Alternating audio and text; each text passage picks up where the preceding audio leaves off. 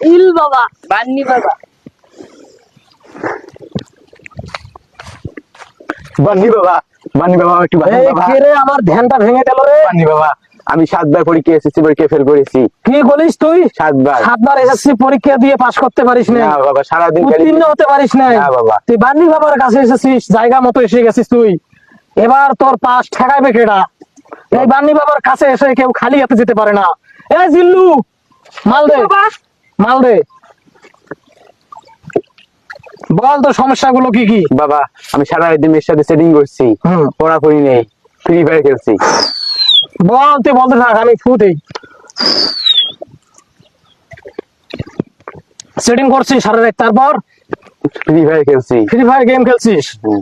কিন্তু কোনোভাবেই 7 বার পাস করেও পরীক্ষা দিয়েও কিন্তু পাস করতে পারিস নাই। না বাবা। বুঝে গেছি। এই জিল্লু, তুই যে মালটা দিছিস, জি এই মালটা আমি এরে খাইয়া দিমু, দাও খায়া এরে হাতে ধরাই দিমু। এই মাল শোন, তুই, তোর নাম কি? মিরাজ। মিরাজ বাবু। এই মাল খাবি আর রাত্রে বেলায় সেটিং করবি মেয়েদের সাথে। কয় তারিখ পরীক্ষা তোর? 10 তারিখ। আগামী 10 তারিখে পরীক্ষা। 100 পাস করবি। এই মালটা নিয়ে নি, মালটা ধর। বান্নি বাবা জয়। ইল এই মন তোর হেলবু ঢেলবু, পরীক্ষায় পাস করিয়া ছাড়বু।